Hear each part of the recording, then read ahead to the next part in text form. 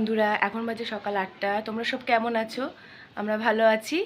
আমার বাবা মা এসেছে, এই দেখো সকাল চা নিয়ে বসে গেছি সবাই মিলে। এই যে আমার মা, এই যে আমার বাপি, এই চা বিস্কুট সব নিয়ে বসে গেছি সকাল সকাল। এই যে দেখো আমার বাপি সব গোছগাছ করতে বসে গেছে জামা কাপড় নিয়ে। ওরা আজকে চলে যাবে। আজকেও একবার হাতিবাগানে যাওয়ার ইচ্ছা আছে, দেখি। একবারে তো সব কমপ্লিট হয় না। হ্যাঁ, তো কালকে গেছিলাম, কালকের ভিডিও তোমরা দেখতে পাবে সব। তো কি বাপিমার থেকে নিলাম একবার তোমাদের দেখিয়ে দিই, দাঁড়াও। দেখো, এই যে ফার্স্টেই দেখাচ্ছি, একটা ব্ল্যাকের ওপর শাড়ি নিয়েছি সিকোয়েন্স দেওয়া। এরকম শাড়ি আমার বহুদিনের শখ, আমি অনেক খুঁজেছি কিন্তু আমার কোথাও পাইনি। তো কালকে দেখলাম, পেয়ে গেলাম, সঙ্গে সঙ্গে নিয়ে নিয়েছি। ব্ল্যাক একটা, ব্ল্যাক দেখলে কে ছাড়ে বলো। আর এই একটা নিয়েছি, এটা কি শাড়ি জানি না, ওই আসাম খাদি বলছিল। তো দেখো,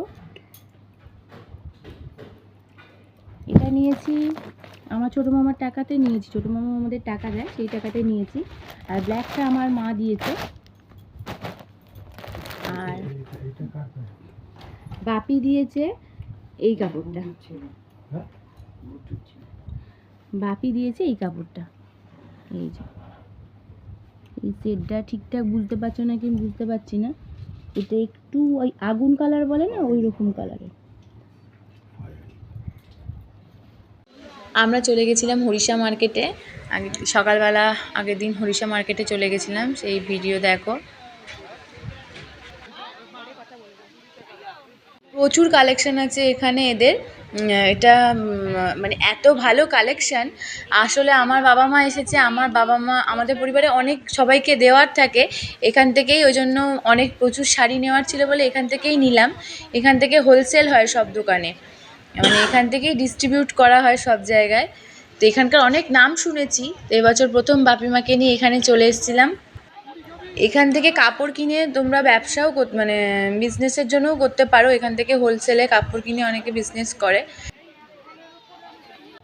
সন্ধেবেলা বেরিয়ে পড়েছিলাম বাপিমাকে সঙ্গে নিয়ে। ওই যে বাপি মেয়ের হাত ধরে আসছে, বেরিয়ে পড়েছিলাম হাতিবাগানের উদ্দেশ্যে। এই যে বাসে করে যাচ্ছি আমরা।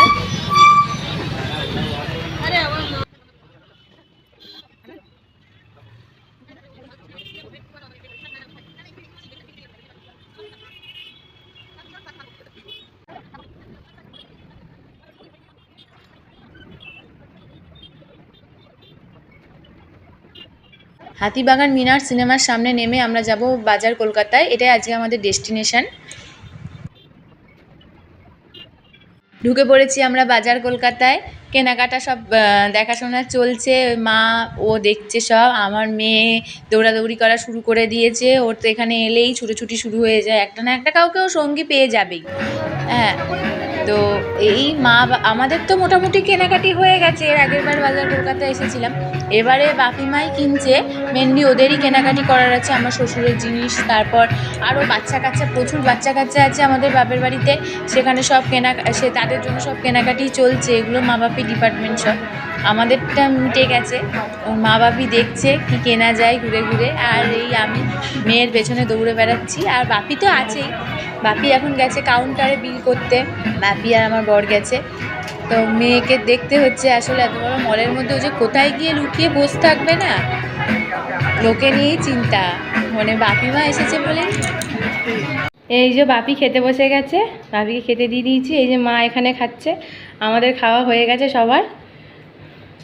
আজকে আমাদের এই ক্লাব কচুরি, জিলিপি, আর তার সাথে আলুর তরকারি।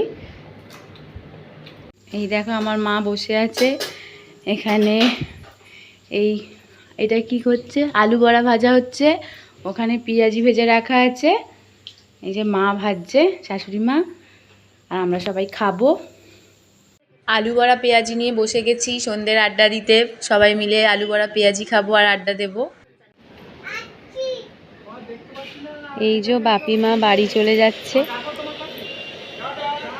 এই যে আমার মেয়েকে উপরে রেখে দিয়েছি, না হলে বায়না করবে। পুচু মিঠি চলে যাচ্ছে। ওই যে ওর বাবা দিয়ে আসছে, গিয়ে ওদেরকে হাওড়া স্টেশনে তুলে দিয়ে আসবে। টাটা টাটা, সাবধানে যেও। খুব সাবধানে, টাটা। হ্যাঁ হ্যাঁ, ফোন করবে। গাড়ি আসছে, সরে যা বাপি।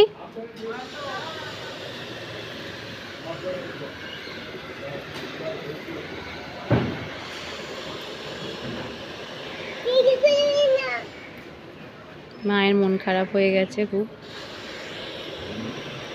বাপি মা বাড়ি চলে গেছে, মনটা খুবই খারাপ আমারও, মেয়েরও। বেশ দুদিন ছিল, বেশ ভালোই লাগছিল খুব। তো চান টান করিয়ে দিয়েছি মেয়েকে, আমিও চান টান করে নিয়ে পুজোর ঘরে চলে গেছি, পুজোটা সেরে নিলাম। কাজ করতে খুব একটা ভালো লাগছে না, এই পুজো টুজো করে একটুখানি বসেই থাকবো। বাপিমা ছিল, বেশ গল্প টল্প হচ্ছিল, আর শপিং করতে করতেই সময় কেটে গেছিলো। খুব একটা গল্প করা হয়নি, দুদিনে খালি শপিং করেই সময় কাটিয়ে ফেলেছি। ঠিক আছে বন্ধুরা, আজকের মতো ব্লগটা এখানেই শেষ করছি। টাটা বাই, সুস্থ থেকো, ভালো থেকো সবাই।